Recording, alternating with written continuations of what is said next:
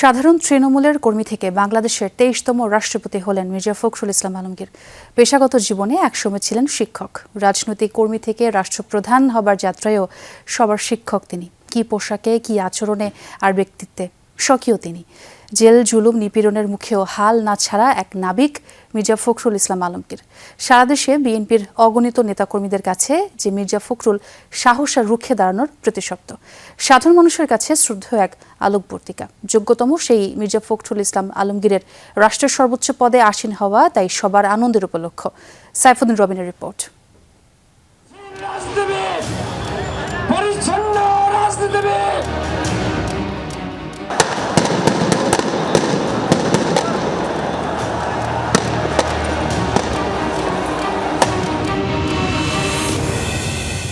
যে একটা দম বন্ধ করার শ্বাসরুদ্ধকর পরিবেশে পড়েছে, স্বজন হারাচ্ছে, পুত্র হারাচ্ছে, স্বামী হারাচ্ছে। এই ফ্যাসিস্ট শক্তি আর যেন কখনো মাথা তুলে দাঁড়িয়ে আমাদের মানুষদেরকে হত্যা করতে না পারে। একটাই লক্ষ্য ভাই, সেটা হচ্ছে গণতন্ত্রের পুনঃপ্রতিষ্ঠা। রাজপথ থেকে বঙ্গভবন, শিক্ষক থেকে রাষ্ট্রপতি, তৃণমূলের সাধারণ কর্মী কিংবা ছাত্রনেতা থেকে রাষ্ট্রপ্রধান, জেল, জুলুম, নির্যাতন, ত্যাগ, ধৈর্য আর জিয়া পরিবারের প্রতি প্রতিশ্রুতির উদাহরণ তিনি। আমি এখানে এখন যেতে পারবো কি পারবো না। বাংলাদেশের ২৩তম রাষ্ট্রপতি মির্জা ফখরুল ইসলাম আলমগীর। অবিচল পিঙ্গলাক্ষী হে মাতৃকা, মানুষের আশাকে জাগাও।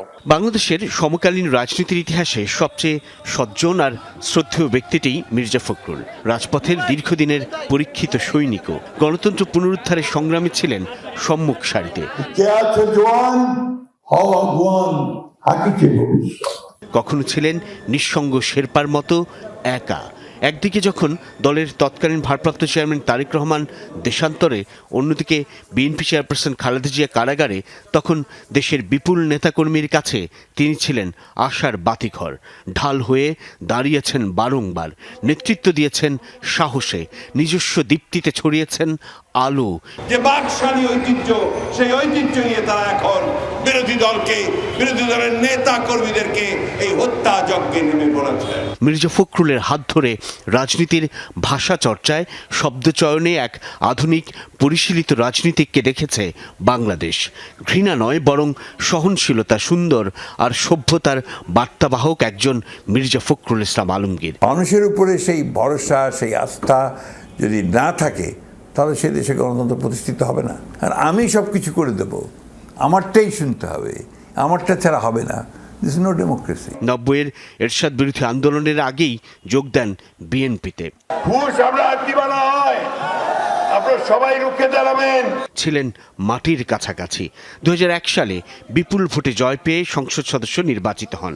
সেবারই প্রয়াত বিএনপি চেয়ারপারসন খালেদা জিয়ার মন্ত্রিসভায় প্রথমে কৃষি মন্ত্রণালয়, পরবর্তীতে বেসামরিক বিমান পরিবহন ও পর্যটন মন্ত্রণালয়ের প্রতিমন্ত্রী হিসেবে দায়িত্ব পালন করেন। ২০১৬ সালের ১৯ মার্চ দলের ষষ্ঠ জাতীয় কাউন্সিলে পূর্ণাঙ্গ মহাসচিব নির্বাচিত হন মির্জা ফখরুল ইসলাম আলমগীর। বিএনপির সবচেয়ে কঠিন ক্রান্তিকালে দলের নেতৃত্বে অবিচল ছিলেন উত্তরের এই সন্তান, ভীষণ আবেগপ্রবণ, মানবিক মির্জা ফখরুল।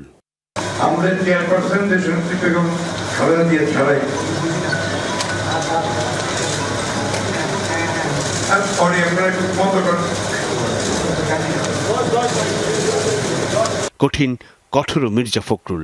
দেশ গণতন্ত্রের প্রশ্নে তাঁর প্রিয় নেত্রী খালেদা জিয়ার হাত ধরে তিনিও আপোষহীন। অনেকে খাটো করে দেখেন জিয়া পরিবারকে, অথচ এই পরিবারের যে অবদান এই দেশে গণতন্ত্রকে প্রতিষ্ঠা করবার জন্য, এই দেশের স্বাধীনতা রক্ষা করবার জন্য, সার্বভৌমত্ব রক্ষা করার জন্য, এটা আর কারো আছে বলে আমার জানা নাই। মানে পতিত সরকার বিরোধী দীর্ঘ আন্দোলনের অন্যতম সিপাহ সালার মির্জা ফখরুল ইসলাম আলমগীর। আগামীকাল সকাল সন্ধ্যা হরতাল। অগণিত নেতাকর্মীর মতো তিনি রোষানলে পড়েন রাষ্ট্রযন্ত্রের। বারবার নেমে আসে মামলার খড়গ। 11 বার জেলে গেছি, 11 বার, 3.5 বছর জেল কাটছি। ভীষণ বিদ্রোহী যেন, ক্লান্তি আসে, তবুও সবাইকে নিয়ে আবার ঝাঁপিয়ে পড়েন। যদিও সন্ধ্যা আসিছে বন্ধ মন্ত্রে, সব সঙ্গীত গেছে ইঙ্গিতে থামিয়া, তবু বিহঙ্গ, ওরে বিহঙ্গ মোর, এখনই অন্ধ, বন্ধ করো না পাঠা। সেই ডাক আর তেজোদীপ্ততা বয়োজ্যেষ্ঠ মির্জা ফখরুল ইসলাম আলমগীরকে তরুণ করে রেখেছে। সাহস আর ত্যাগের স্বীকৃতি নিয়ে তিনিই হলেন বাংলাদেশের রাষ্ট্রপতি।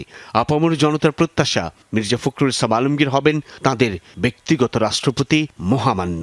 রাজনীতিক আর রাজনীতি সচেতন মানুষের কাছে নয়া দায়িত্ব পালন হবেন রাজনীতির পাঠ আর চর্চার এক বরেণ্য শিক্ষক। সেই সমঝোতার কথা যে প্রতিশোধ নয়, প্রতিহিংসা নয়, আসুন আমরা একটা ভালোবাসার দেশ গড়ে তুলি, কল্যাণের দেশ গড়ে তুলি।